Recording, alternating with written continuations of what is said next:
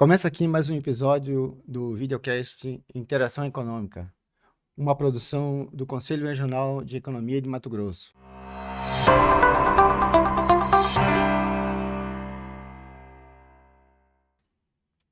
Estamos aqui hoje com a graduada em Economia, Milane Chaves, superintendente do Instituto Brasileiro de Geografia e Estatística, superintendente aqui no estado de Mato Grosso. Tudo bom, Milane? Tu- Obrigado pela presença. Tudo bem, Delbian. Eu que agradeço o convite e a oportunidade. Que bom que você está presente aqui. Eu vou fazer um breve histórico da relação do trabalho, porque o nosso assunto hoje aqui é mercado de trabalho. E aqui você vai trazer muitas informações sobre o mercado de trabalho em Mato Grosso. Mas você me permita que eu vou fazer um breve histórico aqui do como que surgiu o trabalho ao longo da história. O trabalho ao longo da história, ele começou nas sociedades primitivas, né, que as pessoas trabalhavam apenas para sobrevivência, ia caçar e pescar. E aí veio então, em seguida, né, quando houve a Revolução Agrícola, né, então aí as pessoas começaram a produzir produtos agrícolas, né, também para subsistência, mas também para vender o excedente, né.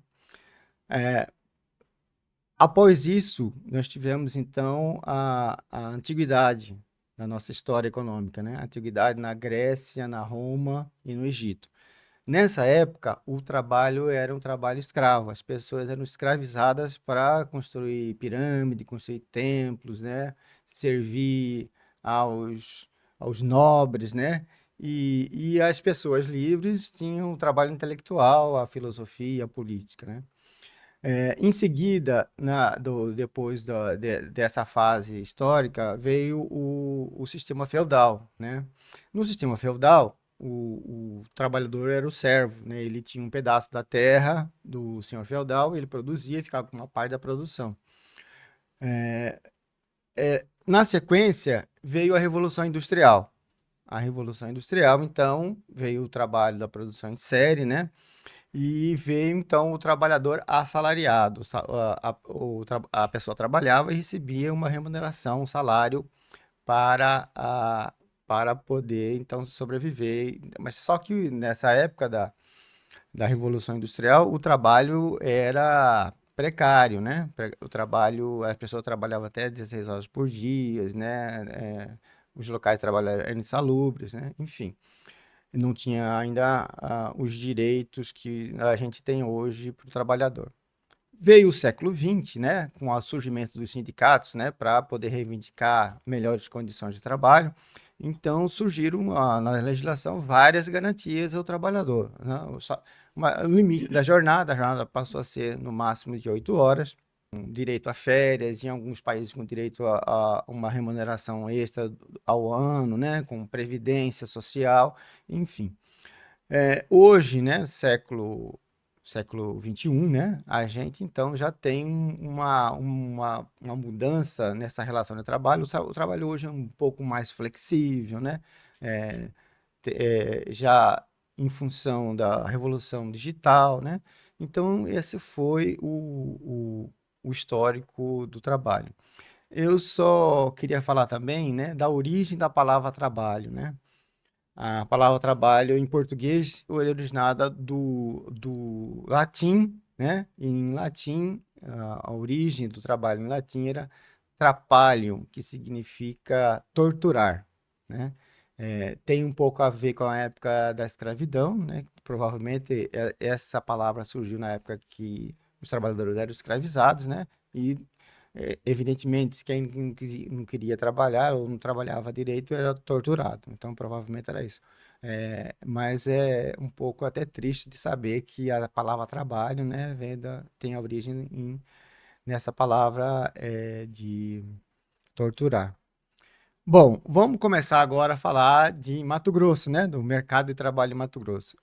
Eu queria saber aí de você que é superintendente do IBGE, algumas informações. Eu vou, se me permita, ler aqui um pouco as informações. Então, sobre o mercado de trabalho em Mato Grosso. Queria saber, por exemplo, alguns dados. Força de trabalho, quantidade de empregados, empregados com carteira assinada, quantidade de desempregados, a taxa de desemprego, o trabalho informal, a taxa de informalidade e o trabalho por conta própria, que é o que a gente vai mais debater aqui sobre essas variáveis. Certo. Bom, é um prazer sempre falar de mercado de trabalho, em Mato Grosso especificamente, e o mercado de trabalho no Brasil e em Mato Grosso, ele é retratado pela pesquisa PNAD contínua, Pesquisa Nacional por Amostra de Domicílios Contínua. Isso aí já é uma coisa, já é interessante, contínua, porque o trabalho é continuado. Então, essa pesquisa ela foi reformulada em 2012, nós tínhamos a PNAD anual, e aí o IBGE, eu posso afirmar, não é porque eu trabalho no IBGE há mais de 20 anos, que a nossa PNAD é uma das pesquisas mais avançadas do mundo no que se refere a mercado de trabalho, porque ela obedece todas as normas e metodologias da OIT para a comparabilidade do mercado de trabalho. Organização Internacional do Trabalho, OIT. Organização Internacional do Trabalho, e hoje até importante, né, e a PNAD, ela tem vários módulos. Por exemplo, nós temos uma pesquisa experimental sendo divulgada hoje de trabalho infantil, mas isso é tema para um outro momento. Mas falando então sobre o mercado de trabalho, a PNAD, para além do mercado de trabalho, ela também subsidia o país com os dados sociodemográficos, inclusive população, que nós não temos censo todos os anos, como nós sabemos. Então, a população de Mato Grosso, atualmente, 3 milhões e 800 pessoas. Então, 3.800 e pouco, mas vamos falar 3.800 e 3.800, a nossa população em linhas gerais. Dessa população, nós temos a população acima de 14 anos, que é aquela população em condições de trabalho. Então, nós temos 3 milhões e 800, população acima de 14 anos, 2 milhões e 986. Então, essa é a nossa população em idade de trabalhar, acima de 14 anos. Feito isso, eu vou ter a população na força de trabalho e fora da força de trabalho. Dentre essa população acima de 14 anos, de 2 milhões e 900, nós temos a população na força de trabalho, que é 2 milhões e 82, que é aquilo que você me perguntou, a força de trabalho. 2 milhões e 82 mil pessoas em Mato Grosso estão na força de trabalho. Dentre essas que estão na força de trabalho, que são aquelas que estão pressionando o mercado de trabalho, procurando emprego, então elas estão pressionando, nós como economistas, elas estão pressionando o mercado de trabalho, essas 2 milhões de pessoas, 2,82, 2 milhões e 24 estão ocupadas, estão trabalhando. 2 milhões e 24 e o restante 58 mil estão desocupadas, desempregadas. O que é o desocupado? O conceito da PNAD, aquele que procurou trabalho na semana de referência e estava disponível para trabalhar. Então, são pessoas que não conseguiram trabalho, então ele está pressionando o mercado. Aquela diferença é aquelas pessoas fora da força. Existem pessoas acima de 14 anos que estão fora da força e não estão pressionando o mercado de trabalho. Então, quem é a população na força de trabalho em Mato Grosso? 2 milhões e 82. Desses 2 milhões e 82, 2 milhões e 24 estão trabalhando e somente 58 mil estão desocupados. Logo, a taxa de desocupação, a taxa de desemprego de Mato Grosso, ao longo dos anos, ela é uma taxa baixa. Então, Mato Grosso tem um potencial de geração de postos de trabalho, o que é muito importante, o que é muito bom para o nosso estado. Os gestores públicos sabem disso, o nosso governador sempre está colocando, vez ou outra, Mato Grosso figura como a menor taxa de desocupação, há uns 3 trimestres atrás, era a menor taxa. No segundo trimestre, agora de 25, Mato Grosso estava no terceiro menor. Então, Mato Grosso foi uma taxa de 2,8, e vale lembrar que Brasil é 5,6, então 2,8, terceiro menor, e Santa Catarina 2,5 e Rondônia 2,6, se não me engano. Então está sempre figurando entre as menores taxas de desocupação, demonstrando um mercado de trabalho aquecido, um mercado de trabalho que gera postos de trabalho. Então esse é um cenário geral. Aí você me perguntou do trabalho formal e informal. Desde que acompanhamos o mercado de trabalho de Mato Grosso, eu sempre avalio e eu sempre falo isso nas entrevistas que eu que eu dou sobre mercado de trabalho, penso que o calcanhar de Aquiles, o problema, ou não digo problema, mas o que precisamos melhorar em Mato Grosso é a informalidade. Então, Mato Grosso, hoje, nós temos dessas 2 milhões, 2 milhões e 24 pessoas que estão ocupadas, nós temos 35,5 pessoas que estão na informalidade. Estar na informalidade significa que essa pessoa não contribui para a Previdência Social, não tem um CNPJ, não tem uma carteira assinada. E o que é, para a PNAD contínua, o trabalho informal? É a pessoa que trabalha na iniciativa privada sem carteira de trabalho, que tem. É o trabalhador doméstico sem carteira assinada. É o conta própria sem CNPJ. O empregador sem CNPJ e aquele trabalhador que apoia membro da família na atividade principal. Então, significa que essas pessoas, mesmo conta própria, mesmo quem trabalha na iniciativa privada, que não tem carteira de trabalho, significa que essa pessoa não tem nenhuma garantia previdenciária. Então, isso demonstra um risco. Tanto que, às vezes, se confunde a PNAD, isso é o importante, com o CAGED. O CAGED avalia o mercado de trabalho. Contudo, somente quem tem carteira assinada. Olha a grandiosidade da PNAD contínua. Então, nós temos em Mato Grosso cerca de 35% desses trabalhadores que estão na informalidade. Só para dar informação, o CAGED é o Cadastro Geral. de Empregados e Desempregados. Isso. Tá certo. Que é realizado pelo Ministério do Trabalho, se eu não me engano, né? Porque tem muita confusão. Então, assim, é importante o indicador do CAGED? Claro que é. É, claro.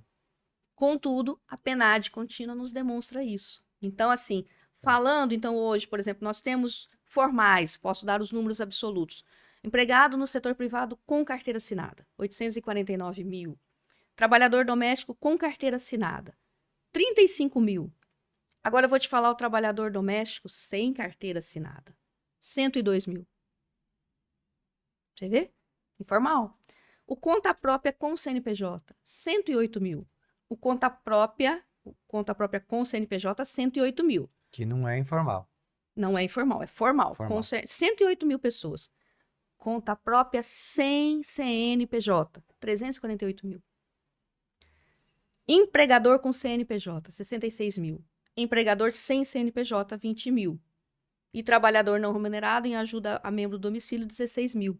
Então, por exemplo, quando a gente vê, eu estava fazendo uma análise para vir para esse bate-papo, e eu estava olhando de um trimestre, nós estamos falando do segundo trimestre de 25, é o último dado, segundo trimestre de 25, então, abril, maio, junho, né, de 25, eu estava fazendo uma comparação com o trimestre anterior, do primeiro, houve um aumento do trabalhador doméstico, fazendo uma análise.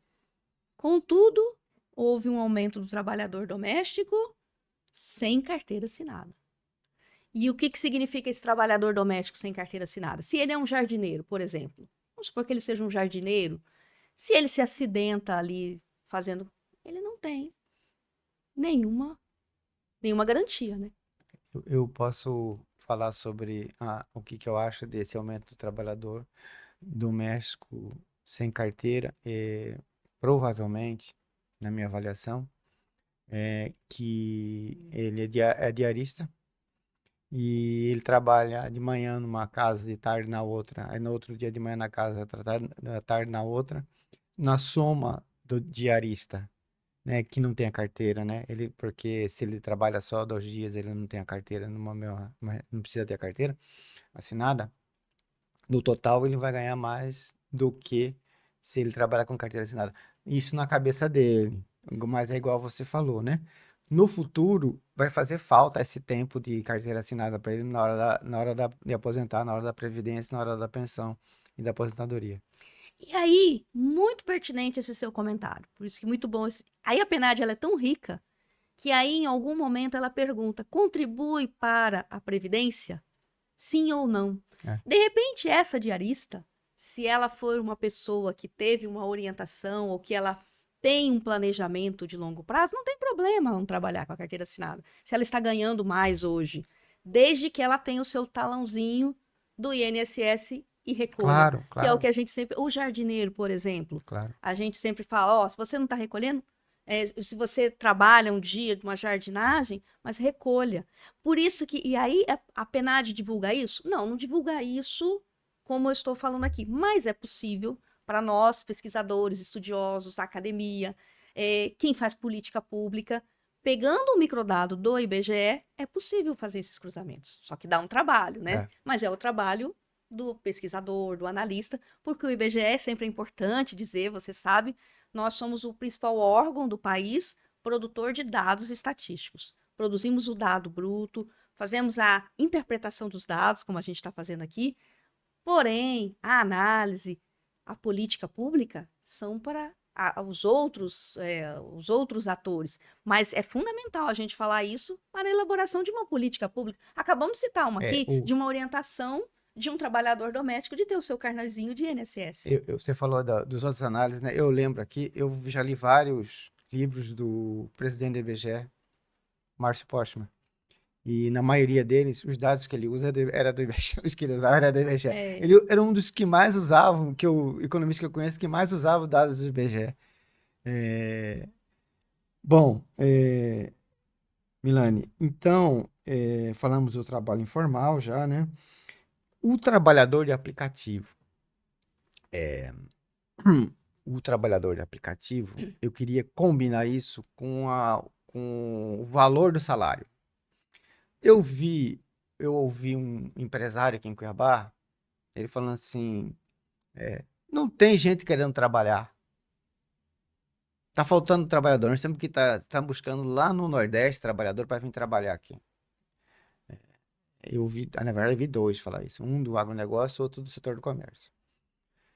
Eu tenho uma tese sobre isso, né? Eu acho que não conta quem vai trabalhar porque paga muito pouco. E esse pessoal quer pagar R$ 1.800 na média, porque eu fico olhando lá naquele quadro que tem na TV que apresenta as vagas que tem, e na média ali, eu fiz uma média de uns R$ 1.800. R$ 1.800, a pessoa prefere ser motorista de aplicativo, que ele vai faturar aí líquido 3.500, R$ 4.000, do que ele trabalhar como carteira lá. E ele vai trabalhar, como eles dizem que trabalham, eu não tenho patrão, eu trabalho o que eu quero, né? É claro que não é assim, né? Porque quando você pergunta para outros lá, ele fala, quantas horas você trabalha? Ele fala, eu trabalho 10 horas, trabalho 12 horas, não sei, enfim.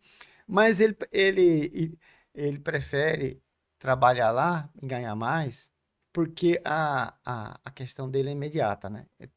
Ele precisa ter uma renda para poder se sustentar, e ele percebe que naquele momento, naquela situação dele, ele ganha mais do que se trabalhar empregado. Então, a gente tem em Mato Grosso, eu acho, um nível salarial baixo, em função do nosso modelo agrário exportador, né? E que temos algumas pessoas ganham muito bem, né? Engenheiro agrônomo, gerente e tal, mas quem não trabalha diretamente da produção e não é especializado, não é um piloto de avião, não é um motorista de uma colheitadeira de alta tecnologia, né? Mas ele trabalha lá para carregar e descarregar a, a produção, ele trabalha lá para controlar a produção, ele trabalha como motorista, o salário é muito baixo. É muito baixo. E em função disso, né, a renda geral, ela fica concentrada. É um modelo concentrador de renda. Tudo isso na minha opinião, né, Milano? Talvez ele vá mudar, ele mude, né, quando começamos a investir mais na indústria. Você sabe que na indústria os salários são melhores, os salários são mais altos, tem mais proteção, a rotatividade é menor, né? Quando o salário é maior, o efeito multiplicador na economia, o efeito keynesiano multiplicador na economia, ele é maior e ele vai refletir nos outros setores da economia, né? Eu tomo como exemplo Santa Catarina, né? Começou na agricultura, mas aí a terra foi acabando, o estado é pequeno, né? E no capitalismo precisa haver acumulação do capital. O que é a acumulação do capital? A pessoa tem que estar sempre reinvestindo para poder sempre ganhar mais, para ser incentivada a continuar produzindo mais. Como não tinha mais terra para produzir, então vamos investir na indústria. E foi investindo na A indústria, então dívida. o estado virou um estado, o menor desemprego do país, Santa Catarina, né? Uma das maiores média de renda do país, né? Eu acho que a gente aqui em Mato Grosso precisa começar a investir na indústria. O que você acha disso? Eu concordo, eu concordo. Eu sempre concordei. Falo também, sempre que eu converso sobre mercado de trabalho, eh, o que eu sempre pontuo é a questão da informalidade, que você também, muito pouco, você não tem na indústria. Você não tem, porque a indústria eu concordo, porque a indústria são os postos de trabalho mais organizados. Você demora tempo para você formar um funcionário, um operador de máquina. Você tem controle de qualidade, a indústria ela é mais organizada e você tem uma estabilidade maior no emprego na indústria. Isso é fato. Tanto que nós temos aí vários programas aqui em Mato Grosso, da Fiente, do SESI, Senai, de capacitação. Você é um operador de máquina, você não vai. Tem questão de acidente de trabalho e tudo mais. Então, a indústria realmente, e eu desde sempre também entendo nessa linha nossa de economia, de diversificação. Eu penso que Mato Grosso tem uma janela de oportunidade que já iniciou um tempo atrás e que ainda está aberta para a diversificação da nossa economia e, claro, agregando valor por meio da indústria, a agroindústria que nós já estamos começando. Eu concordo plenamente com isso e acho que esse vai ser o caminho, sim, para Mato Grosso. Inclusive, você fez esse contraponto de Santa Catarina, então Mato Grosso sempre figura entre as menores taxas de desocupação, igual Santa Catarina. Só que Mato Grosso tem uma informalidade da ordem de 35%. Santa Catarina é 24% de informalidade. Você vê que combina com o que eu falei, né? Porque se o trabalhador, se tem um setor econômico, a indústria, que paga mais salários, aquele trabalhador que não aceita o 1.800, na indústria ele vai receber uns 2.000, 3.000, 3.500, ele não vai estar na informalidade de motorista de aplicativo, ele vai estar na indústria, porque vai ter todas as garantias, vai ter plano de saúde, vai ter a Gente, aposentadoria. toda uma retaguarda, inclusive, de estar numa indústria, porque a indústria, como nós sabemos, você não monta uma indústria do dia para a noite, o parque industrial de uma indústria, então você tem toda uma estrutura. Então, isso é fato dos países, dos estados que se industrializam, e eu acho que isso que vem sendo sempre fomentado aqui em Mato Grosso, pelo que eu escuto, pelo que eu acompanho do mercado, e que precisa realmente se fomentar cada vez mais. Pode ser, claro, nós temos um potencial agrícola, então que seja o agrícola, o agronegócio, que vai envolver não só dentro da porteira, mas antes, fora, durante, o comércio, o serviço, o transporte, todos os setores de agregação de valor ali na indústria, que é uma cadeia enorme, a filière, né, como a gente coloca aí. Então, isso é muito importante. E sobre essa questão, voltando que você falou de não se encontrar trabalhador em Mato Grosso, vamos nós aqui no debate econômico, é a lei da oferta e da procura. Se nós temos uma taxa de desocupação baixa, significa que está sendo ofertado mais postos de trabalho do que pessoas que estão disponíveis ou ali para trabalhar. Então, isso vai fazer com que diminuam as pessoas e também que aumente também os salários, apesar de os salários em Mato Grosso, em linhas gerais, para as atividades menos especializadas, com menos nível educacional, com menos anos de estudo, serem menor remuneradas, a renda de Mato Grosso, de acordo com a PNAD, ela é superior ao Brasil. Então, a nossa renda no Centro-Oeste, ela só é menor do que Brasília. A renda total ou A, a a, renda per renda, capita? a renda per capita é a renda domiciliar. Então, Mato Grosso, pelos dados da PNAD também, todas as vezes a nossa renda média, a renda domiciliar e a renda per capita, ela também é maior do que a média Brasil. Então, Mato Grosso tem. Agora, evidentemente que nós temos um estado grande, nós temos custos logísticos, nós sabemos que Mato Grosso, que Cuiabá, principalmente, nós temos, aí já vamos para uma outra pesquisa, né? Tem um custo de vida caro. Então, às vezes, Santa Catarina, por exemplo, como as distâncias são menores, a gente tem um custo de vida mais barato. Então, tudo isso impacta para o trabalhador. E voltando nessa É uma- questão. eu- Desculpa. Vamos falar dessa outra pesquisa lá Índice de preço? de preço, né? Que eu vi aí a última pesquisa, né? Da cesta básica. Cuiabá foi uma das cestas básicas mais caras. É, E aí foram me perguntar, mas o que que você acha que foi isso aí? Eu falo, ó, na minha avaliação tem duas características aí. Aí a primeira é a logística, né? A maior parte dos produtos agrícolas da cesta básica vem de São Paulo ou de Minas Gerais. E aí o custo do frete ele vai embutido no preço do produto aqui, fica mais caro. E a outra que eu falei é a taxa de desemprego, que como tem mais pessoas empregadas, elas demandam mais produtos, né? E como essa quantidade que vem ela é fixa, né? E é safra, né? O que veio é esse que vai ter, não vai ter mais, não vai ter menos, vai ser esse aí. Então, se aumentar a demanda, e aí fica maior do que a oferta, aí o preço aumenta. é. E essa é uma pesquisa do mapa, né? Se não me engano, do mapa e do Diese, se não me engano.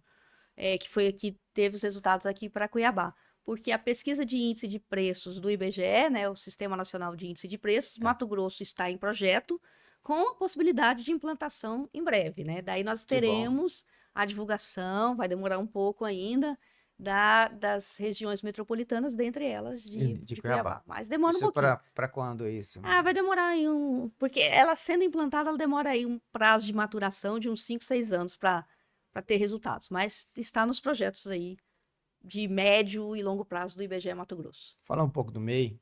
Pá. MEI é o microempreendedor individual, né? Segundo os dados que eu tenho, eu não sei se são verdadeiros, mas os dados que eu tenho, que representa 80% dos novos negócios, principalmente de cabeleireiro e de quem trata da beleza das pessoas, né? Mas para ser MEI, não é qualquer um, né? Precisa ter uma renda no máximo de 6.750 por mês, só pode ter no máximo um empregado, recebendo um salário mínimo. Servidor público não pode ser MEI. E profissional liberal regulamentado, médico, economista, engenheiro, não pode ser MEI, né? É um microempreendedor individual. Tem muitas empresas que, para não pagar os encargos sociais, ela pede para o trabalhador, para continuar como um trabalhador, pede para ele se ligar da empresa e ele abrir ele abrir um CNPJ como MEI, né? Como que você vê essa situação do MEI? O IBGE ainda não está ou tem alguma pesquisa sobre isso? O MEI é um trabalho formal. Se ele declarou que ele é a atividade principal dele é conta própria com o MEI, ele é formal. A PNAD contínua ainda não divulga a quantidade de MEI. Está num projeto também de uma divulgação, dentro daquilo das estatísticas experimentais. O que nós temos é saber se aquela pessoa, como eu disse, se ele é conta própria, com o CNPJ ou sem CNPJ, e tem uma pergunta, um filtro, se ele é MEI. Para buscar esse dado e ter essa quantidade pela PNAD contínua, teria que fazer um cruzamento de dados via microdado, que também é possível, mas não é divulgado. Temos também uma outra pesquisa, que eu até passei de 22, que tem uma quantidade, ela é de 22, o número de MEI de Mato Grosso. Entendo que é importante para a atividade econômica, contudo, a questão do não especificar, não digo nem o MEI, mas aquela coisa do PJ, né? Aquilo que foi a pejotização, que a gente já se fala. Às vezes, uma determinada empresa ela pode solicitar aquele trabalhador que abra uma empresa, pode ser MEI ou não, depende da classificação, ele vai abrir uma pessoa jurídica para que ele preste serviços para aquela empresa. É isso que você está falando, né? Isso depende da relação. Se ele está prestando serviço, ok. Contudo, se essa pessoa, e aí que são problemas que precisam ser examinados caso a caso, fazer uma análise com a lupa no mercado de trabalho. Se porventura tem casos que aquela pessoa ela tem uma relação de trabalho de empregado, ele vai todos os dias, ele bate ponto, ou nem que ele não vá, mas ele está ali, ele é um empregado. Mas aí ele tem uma pessoa jurídica, e quando ele presta o serviço, ele recebe, emite a nota, é, dependendo, se ele se classificar como empregado do setor privado, ele é sem carteira, porque ele é um empregado sem carteira. Vai depender de como essa pessoa, qual é essa relação de trabalho, número de horas. Mas existe, sim, existe. Foi uma questão da flexibilidade para o mercado de trabalho. É importante. Como que eu vejo isso? Então, respondendo. Eu acredito que é muito importante, sim, quando a gente tem a possibilidade de formalizar aquilo que é informal. Aí é muito importante, né? Eu tenho uma opinião aqui que é, o trabalhador não gosta de pagar os encargos sociais.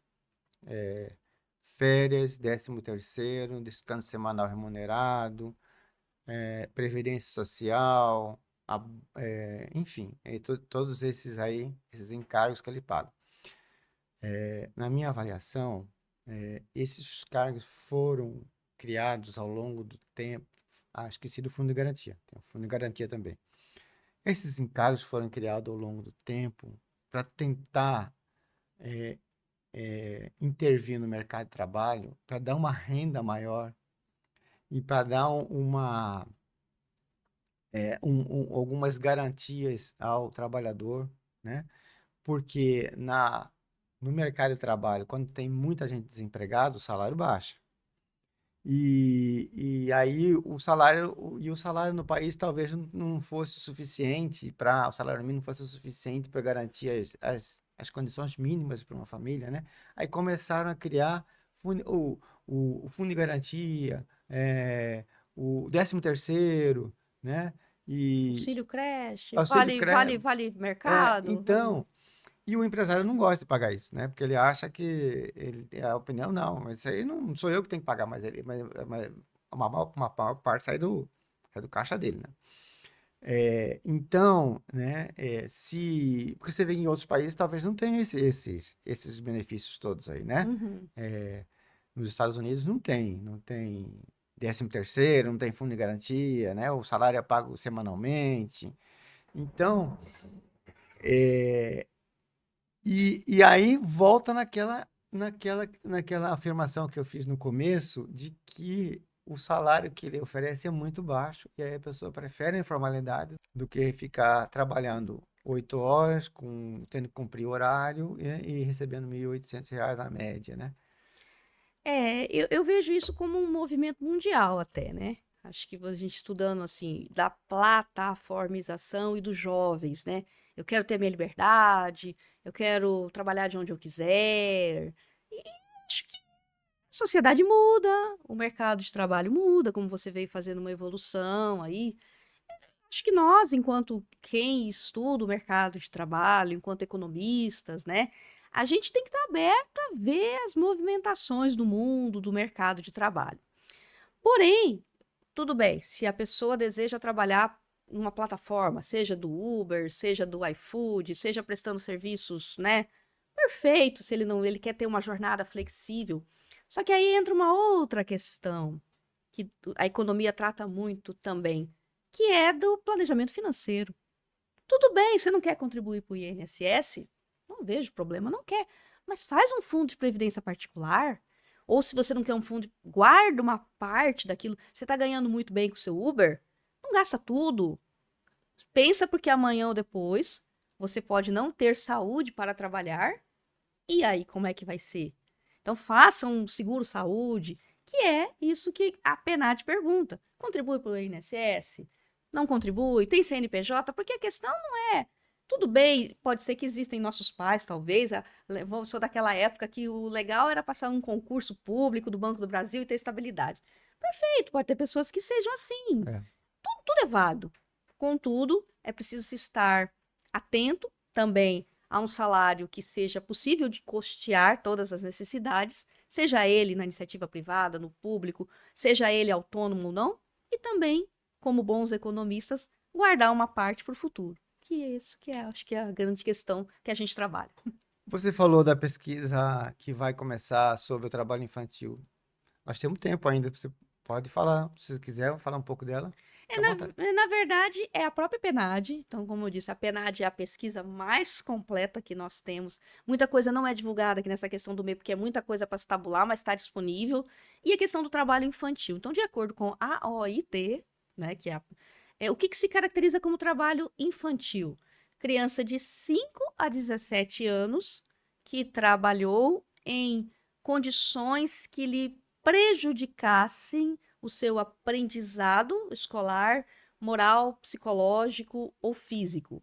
Então, qualquer criança que esteja nessa condição é trabalho infantil, inclusive a partir de 5 anos. Você vê que estão a partir de 5 anos. Inclusive, como nós falamos no começo da nossa entrevista, o que é a força de trabalho? Pessoa acima de 14 anos, está apta a trabalhar. Porém, você vê, de 5 a 17 anos, significa que nem todo mundo que trabalha acima de 14 anos está trabalhando em condições normais, que é o menor aprendiz, ou aquele estagiário, ou aquele que está trabalhando numa jornada que ele possa... Se um menor, uma pessoa de 14 anos ou de 15 anos... E se for menor e trabalha na empresa do pai? Se ele estiver trabalhando, aí o conceito do OIT é muito legal. Ele pode estar... o trabalho infantil é caracterizado como aquele que prejudica a formação escolar, prejudica a formação moral ou psicológica ou física. Se ele está trabalhando numa jornada de 12 horas vai ser difícil, mesmo de você estudar. Vai ser difícil. Se você está trabalhando 12 horas, você, dependendo da atividade, que dano moral, psicológico, físico, carregando... Então, é muito importante. E aí, resumindo, eu trouxe o dado aqui de hoje, quentinho, da PNAD contínua de 2024. Em 2024, 1.650.000 crianças no Brasil estavam sujeitas a trabalho infantil. Cerca de 21,4% da população nessa faixa etária, de 5 a 17 anos. Então, 1.650.000 crianças no Brasil... De 5 a 14 anos. De 5 a 17 anos. Tiveram, e é a PNAD, e aí a importância também do sigilo estatístico de uma pesquisa domiciliar. E aí, para finalizar, o que é o dado estatístico? Ele mostra quantos são, como estão e aonde estão. Não fala quem. Então, nós sabemos que no Brasil tem 1.650.000 crianças que estavam em situação de trabalho infantil, de acordo com a OIT, não é o IBGE, de acordo com os critérios da OIT. Está aí uma política pública a ser feita, que é 1.650.000 pessoas abaixo de 18 anos, alguns já fizeram, que estão com um futuro para o nosso país, de certa maneira, em risco. Porque se uma criança trabalhou em situação infantil, isso teve alguma sequela educacional, alguma lacuna precisa ser preenchida. Então, e aí daí a importância de... mas eu quero saber aonde foi o nome dessa criança. Não, por isso que... E aí eu já vou aproveitar para fazer a propaganda aqui, né?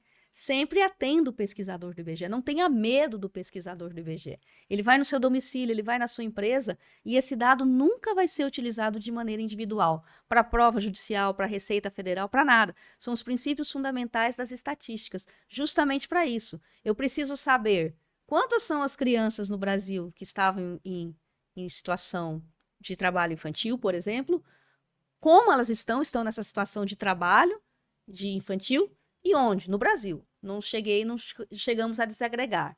Mas então isso é muito importante, de um instituto de estatística para um país, para que a gente possa descortinar as informações, os dados que a gente precisa para avançar enquanto país, e no caso do mercado de trabalho. Então, no mercado de trabalho recente, de 24, nós temos aí cerca de 21,4% de uma população nessa faixa etária em trabalho infantil. Muito, muito triste. Muito triste. Muito triste. Bom, então chegamos ao fim. Foi muito ótimo. Eu queria que você fizesse as suas avaliações finais. As minhas avaliações, eu agradeço muito a oportunidade. Eu gosto muito de falar sobre o mercado de trabalho. Adoro. Gosto muito. Porque entendo que o mercado de trabalho, por mais que você falou aí do sacrifício, né? O que você falou? O trabalho é triturar? Torturar. Eu vejo o trabalho, né? Tem essa abordagem, mas o trabalho é o labor. O trabalho, eu acho que... Eu tenho uma frase do Khalil Gibran que eu gosto muito. Sim. e que ele fala que o trabalho é o amor feito visível. Então, tudo tem o nosso trabalho, né? A gente está aqui tentando fazer um trabalho de levar a informação. Então, que o IBGE possa continuar cumprindo a sua missão e que eu possa contribuir e que a gente consiga, no Mato Grosso, evidenciando essas lacunas, como eu falo, da informalidade, e concordo com você, de especializar mais os postos de trabalho. A indústria está aí para isso, a indústria está muito atenta também. Vale muito a pena dizer. Nós temos no IBGE uma parceria muito importante com a indústria. Daqui eu já deixo aqui os meus também Com a com a Fiente? Fiente, que trabalha muito esses dados. Eles têm o observatório lá da indústria, e eles trabalham os dados da PNAD de uma maneira muito profissional. Então eles também estão atentos. Então eu fico muito feliz com isso. Eles estão Vou buscando. convidar o Silvio para Convido o ele. Silvio, nosso colega, já deixo aqui, né, um abraço para ele. Sempre fomos muito bem recebidos na Fiente e eles têm muito essa percepção e isso é muito importante. E isso é um bom sinal para o nosso estado de Mato Grosso e para a indústria, para todos os setores produtivos, comércio, serviço, agricultura, tudo é muito importante. Vou lembrar aqui do Marx. Ele dizia que o trabalho dignifica o ser humano. Pois é, né? É. É isso aí. Então, Trabalho é o amor feito visível. então a gente encerra mais este videocast, um oferecimento do Conselho Regional de Economia de Mato Grosso, né? Agradecendo a presença da Milane, superintendente do IBGE, e vamos ficar atentos para os próximos episódios. Muito obrigado.